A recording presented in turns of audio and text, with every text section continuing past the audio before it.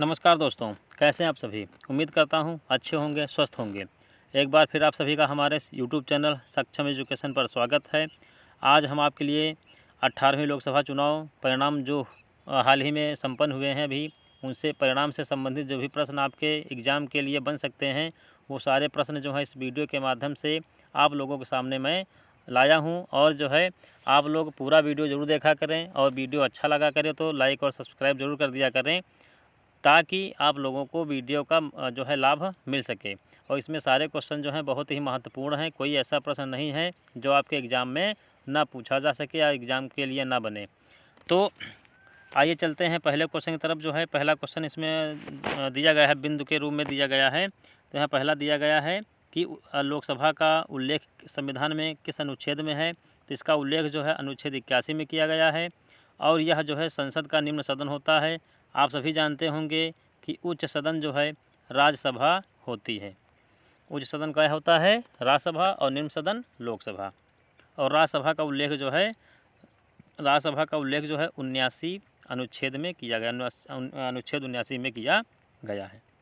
अगला है, लोकसभा के पहले अध्यक्ष कौन थे? तो लोकसभा के पहले अध्यक्ष गणेश वासुदेव मावलंकर थे। और है इसमें अधिकतम इसकी जो है सीटें, सदस्य कितने हो सकते हैं?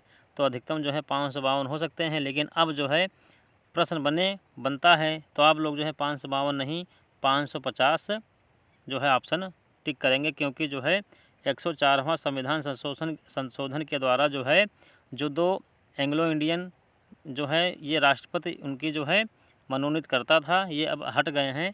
अब ये जो है 104वें संविधान संशोधन द्वारा अब ये 2 एंग्लो इंडियन का पद हटा दिया गया है। तब जो है कुल सदस्य कितने हैं? 550। कितने हैं? 550। लेकिन निर्वाचन कितने पर होता है? तो निर्वाचन जो है 543 सीटों पर होता है। अब है 18वीं लोकसभा में कितनी सीटों पर वोटिंग हुई? अगर वोटिंग पूछा जाए तो 543 पे। अब एक सीट पे वोटिंग इसलिए नहीं हुई है क्योंकि ये जो सूरत से मुकेश दलाल थे, जो कि बीजेपी से संबंधित हैं, बीजेपी पार्टी से, तो ये जो है ये निर्विरोध निर्वाचित हुए हैं। यहाँ पे जो है इनका कोई अपोजिट में कोई नहीं था, निर्विरोध जो है इनको जो है चुन लिया गया है। अगला है इसमें कि 18वीं लोकसभा जो है ये कितने चरणों में संपन्न हुई है? तो ये जो है 7 चरणों में इसका चुनाव संपन्न हुआ है। अगला है लोकसभा, जो 18वीं लोकसभा है इसका जो है चुनाव की थीम क्या है? ये थीम बहुत ही इंपॉर्टेंट है, आप लोग जो हैं ज़रूर पढ़ लें। क्यों थीम क्या है? चुनाव का पर्व, देश का गर्व। अगला है यूथ आइकन किसको बनाया गया है? तो यूथ आइकन जो है आयुष्मान खुराना जी बने हैं। और PWD जो आइकन है ये शीतल देवी बनी हैं। PWD जो मतलब जो हैं विकलांग जो लोग होते हैं उनके जो हैं आइकन कौन है? शीतल देवी हैं। और इस बार जो महिलाएं कितनी चुनी गई हैं? तो लगभग 70 महिलाएं चुनी गई हैं। अब यहाँ पे है NDA के अध्यक्ष कौन है? तो NDA के अध्यक्ष जो हैं श्री अमित शाह जी हैं। और वहीं पे इंडिया के जो हैं अध्यक्ष कौन है? तो ये हैं मल्लिकार्जुन खड़गे। लेकिन यहाँ पे आप लोग कन्फ्यूज मत होना, अगर बीजेपी के अध्यक्ष पूछा जा रहा है तो बीजेपी के अध्यक्ष हैं JP नड्डा। बीजेपी के अध्यक्ष कौन है? JP नड्डा। लेकिन वहीं पे अगर इंडिया जो NDA जो है गठबंधन अलायंस के जो हैं अध्यक्ष कौन है? वो हैं अमित शाह। अब अगला दिया गया है चुनाव संपन्न हुए, मतलब चुनाव जो है कितने दिनों में संपन्न हुए? तो लगभग 44 दिनों में संपन्न हुए हैं, क्योंकि इनके जो है चुनाव पहला चरण जो है 19 अप्रैल को हुआ था।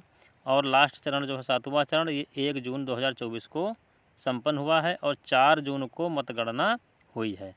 4 जून को क्या हुई है? मतगणना हुई है। अब यहाँ पे है कुल मतदाता कितने भारत में थे 2024 लोकसभा चुनाव में? तो ये थे 96.8 करोड़। कितने थे? 96.8 करोड़। उसी में से पुरुष कितने थे? तो 49.7 करोड़। महिलाएं कितनी थी? 47.1 करोड़। और वोट कितने पड़े हैं? वोट जो है पड़े हैं 64.2 करोड़। वहीं परसेंटेज में देखा जाए तो परसेंटेज है 65.79 परसेंटेज जो है ये कुल वोट डाले गए। अब इसमें से महिलाएं कितनी वोट डाली हैं? तो महिलाएं जो हैं 31.2 करोड़ डाली हैं। और वहीं पे पुरुष जो हैं लगभग 33 करोड़ जो हैं ये पुरुष मत डाले हैं। अब वहीं पे जो है इनका महिलाओं का परसेंटेज जो है 65.8% हो गया है। और जो है पुरुषों का परसेंटेज देखा जाए तो 65.80 हुआ है। अब है अधिकतम मतदान जो है किस राज्य में हुआ है, तो अधिकतम मतदान जो है लक्षद्वीप में हुआ था। ये हमारा यूटी है। यहाँ पे लगभग 84% मतदान हुए हैं। और वहीं पे दूसरे नंबर पे आता है असम। यहाँ पर जो है 81.5% मतदान हुए हैं। अगर वहीं प्रश्न बनता है कि न्यूनतम मतदान जो है सबसे कम कहाँ हुए हैं, तो बिहार में हुए हैं 56%। और उसके बाद दूसरे नंबर पे उत्तर प्रदेश है, यहाँ पे 57% मतदान हुए हैं। अब यहाँ पे शीर्ष 10 जो हैं राजनीतिक पार्टियाँ जो हैं सीट के अनुसार जो है उनको बांटा गया है। यहाँ पे पहले नंबर पे आती है बीजेपी, इसकी जो है वो 240 सीटें थी। वहीं पे दूसरे नंबर पे सबसे बड़ी पार्टी है कांग्रेस, जिसकी 99 सीटें हैं। तीसरे नंबर की सबसे बड़ी पार्टी है समाजवादी पार्टी, जिसकी 37 सीटें हैं। चौथे नंबर पे है तृणमूल कांग्रेस, जिसकी 29 सीटें हैं, ममता बनर्जी वाली पार्टी है। और वहीं पे डीएमके जो है इसकी जो है 22 सीटें हैं। और वहीं पे तेलुगु देशम पार्टी, इसकी जो है 16 सीटें हैं। जनता दल जो है आप ध्यान रखना, ये इसकी जो है 12 सीटें हैं। जनता दल मतलब नीतीश कुमार वाली, इस तरह से। और 16 ये जो तेलुगु देशम पार्टी, ये चंद्रबाबू नायडू वाली, आंध्र प्रदेश। अगली है इसमें शिवसेना, उद्धव ठाकरे वाली जो शिवसेना है, इसकी 9 सीटें हैं। और वहीं पे एनसीपी जो शरद पवार वाली सीट है, पार्टी है जहाँ पे, इसकी हैं 8 सीटें। वहीं पे शिवसेना जो शिंदे वाली शिवसेना है, उसकी हैं 7 सीटें। इस प्रकार जो हैं जो 10 बड़ी पार्टी हैं वो उसमें हम आपको लोगों को बता दिए हैं। अब है कुछ महत्वपूर्ण सीट जो हैं, कुछ बड़े चेहरे कहाँ से चुनाव लड़े, कितनी सीटों से जीते हैं, तो ये जो है इनका लोकसभा क्षेत्र भी आप लोगों को याद करना बहुत ज़रूरी हो जाता है चुनाव की दृष्टि से, परीक्षा की दृष्टि से। तो यहाँ पे पहले स्थान पे हैं नरेंद्र मोदी जी, जो है ये वाराणसी से इनका चुनाव क्षेत्र या लोकसभा क्षेत्र कौन सा है, वाराणसी है। ये करीब 1.5 लाख वोटों से जीते हैं। वहीं पे अमित शाह दूसरे नंबर पे हैं, ये हैं गांधीनगर गुजरात से लड़े थे। ये करीब 7,44,000 वोटों से जीते हैं। तीसरे नंबर पर राजनाथ सिंह जो हैं, ये कुछ बड़े चेहरे हैं, इनको जो आप लोगों को पढ़ना और लिखना याद करना बहुत ज़रूरी है। राजनाथ सिंह जो हैं लखनऊ से, ये करीब 1,35,000 वोटों से जीते हैं। वहीं पे हैं राम भुवाल निषाद जो हैं, ये समाजवादी पार्टी के जो हैं ये नेता हैं, ये सुल्तानपुर सीट से करीब 43,000 वोटों से जीते हैं। वहीं पे इकरा हसन गुर्जर, ये समाजवादी पार्टी के हैं, ये कैराना से करीब 69,000 वोटों से जीते हैं। और वहीं पे यूसुफ पठान है तृणमूल कांग्रेस से, ये बहरामपुर सीट पश्चिम बंगाल से करीब 85,000 वोटों से जीते हैं। वहीं पे अगले हैं चंद्रशेखर, ये जो हैं आज़ाद समाज पार्टी जो है बाबा काशीराम जी की, ये नगीना सीट से जो इनका चुनाव क्षेत्र कौन सा था, नगीना था। और ये करीब 1.5 लाख वोटों से विजयी घोषित हुए हैं। अगली है हेमा मालिनी जी, ये जो हैं मथुरा से, ये करीब 2,93,000 वोटों से जीती हैं। कंगना रनौत जी जो है मंडी सीट इनकी थी हिमाचल प्रदेश की, ये करीब 74,000 वोटों से जीती हैं। वहीं पे अरुण गोविल जी जो रामायण में जो थे, ये राम का किरदार जो निभाए थे, ये मेरठ से करीब ये 10,000 वोटों से विजयी घोषित हुए हैं। वहीं पे मनोज तिवारी जो हैं नॉर्थ ईस्ट दिल्ली से करीब 1,38,000 वोटों से विजयी घोषित हुए हैं। वहीं पे कंवर सिंह तंवर हैं, ये जो है अमरोहा से करीब वही 28,000 वोटों से जीते हैं। वहीं पे किशोरी लाल, ये आप लोग जो है ध्यान रखना, क्योंकि यहाँ पे ये किसको हराए हैं, ये हराए हैं स्मृति ईरानी जी को, अमेठी से हराए हैं। और ये करीब 1,67,000 वोटों से इनको जो है हराया है। वहीं पे हैं राहुल गांधी जी, ये रायबरेली 2 जगह से लड़े थे, एक रायबरेली और वायनाड केरल में, रायबरेली उत्तर प्रदेश में। रायबरेली में करीब 3,90,000 वोटों से विजयी हुए हैं और वायनाड में 3,64,000 वोटों से ये विजयी हुए हैं। वहीं पे हैं शशि थरूर, ये जो है कांग्रेस के प्रत्याशी हैं, ये तिरुवनंतपुरम से करीब ये 16,000 वोटों से विजयी हुए हैं। वहीं पे अखिलेश सिंह यादव जी, जो कि समाजवादी पार्टी के अध्यक्ष हैं, ये कन्नौज से लड़े थे और ये 1,70,000 वोटों से विजयी हुए हैं। इनकी पत्नी डिम्पल यादव जी हैं, ये मैनपुरी से 2,21,000 वोटों से विजयी हुई हैं।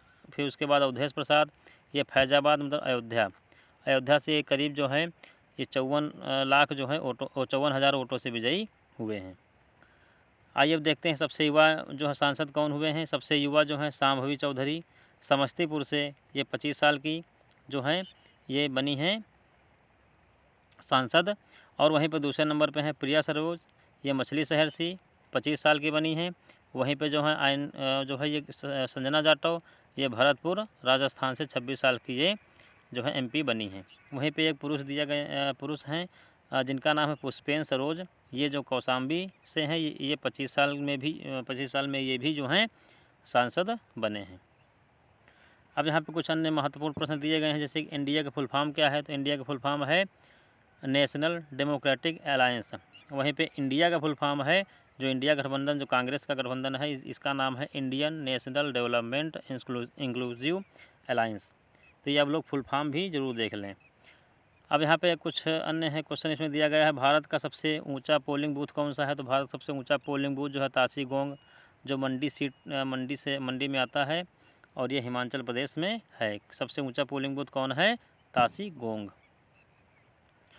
अगला इसमें दिया गया है, सबसे अधिक वोट से जीतने वाले प्रत्याशी कौन है, तो ये हैं शंकर लालवानी, जो करीब 12.25 लाख मतलब 11,75,000 वोटों से विजयी हुए हैं, और ये इंदौर से लड़े थे। और इंदौर मध्य प्रदेश, आप सभी जानते होंगे कि इंदौर जो है स्वच्छता में भारत में जो भी स्वच्छ शहरों में इसका नाम टॉप पे आता है। सबसे स्वच्छ शहर कौन सा है भारत का, इंदौर। वहीं पर अगर प्रश्न बनता है कि सबसे कम वोटों से कौन विजयी हुआ है, तो रविंद्र दत्ताराम वाइकर, ये करीब 48 वोटों से विजयी हुए हैं। कुछ अन्य जो है महत्वपूर्ण राज्यों के जो लोकसभा सीटें दी गई हैं, यहाँ पे देख लेते हैं जल्दी। उत्तर प्रदेश में 80 सीटें हैं, महाराष्ट्र में 48 हैं, पश्चिम बंगाल 42, बिहार में 40, केरल 20, तेलंगाना 17, आंध्र प्रदेश में 25 सीटें हैं, हरियाणा में 10 सीटें हैं। उसके बाद फिर है तमिलनाडु में 39 सीटें हैं, दिल्ली में 7 सीटें हैं, कर्नाटक में 28 हैं, हिमाचल प्रदेश में 4 हैं, गुजरात में 26, उत्तराखंड में 5, राजस्थान में 25, उड़ीसा में 21, मध्य प्रदेश में 29, झारखंड में 14। उसके बाद जम्मू कश्मीर में 5 हैं, लद्दाख में 1 है, पंजाब में 13 है, गोवा में 2 हैं। तो ये कुछ महत्वपूर्ण राज्य थे जो आपके एग्ज़ाम के पर्पज़ से जो है महत्वपूर्ण सिद्ध हो सकते हैं, तो इनको जो है आप लोग देख लेना। उसके बाद फिर अब लास्ट के 2 पॉइंट दिए गए हैं कि भारत के वर्तमान मुख्य चुनाव आयुक्त कौन हैं। अगर मुख्य चुनाव आयुक्त पूछा जाए तो राजीव कुमार हैं, और अगर मान लो 2 अन्य चुनाव आयुक्त जो होते हैं वे कौन थे, तो ज्ञानेश कुमार और SS सिंधु थे। ठीक है, तो इस तरह से आप लोगों को वीडियो पूरा देखने के लिए बहुत बहुत धन्यवाद। और आप लोगों से पुनः आग्रह करते हैं कि अगर वीडियो अच्छा लगा करे तो लाइक और सब्सक्राइब ज़रूर कर दें, ताकि अपना परिवार और बड़ा होता जाए, और जो है आपकी तैयारी भी हम अच्छे से कराते रहेंगे। क्योंकि जब परिवार बड़ा होता है तो बहुत अंदर से प्रसन्नता होती है, और मन करता है कि और ज़्यादा हम लोगों के लिए मेहनत करें। और ये डाटा खोजने में, डाटा पता करने में बहुत मेहनत करनी पड़ती है, तो इस तरह से थोड़ा बहुत मेहनत का भी ख्याल रखें हमारी। तो आप लोगों से भाई मुलाकात होती रहेगी, और जो है नेक्स्ट वीडियो में कोई नया टॉपिक लाएंगे, और आपकी तैयारी जो है अच्छे से कराते रहेंगे। लेकिन तैयारी तभी अच्छी हो पाएगी जब आप लोग मेहनत खुद करेंगे। तो आप लोगों से अगले वीडियो में मुलाकात होगी, तब तक के लिए नमस्कार।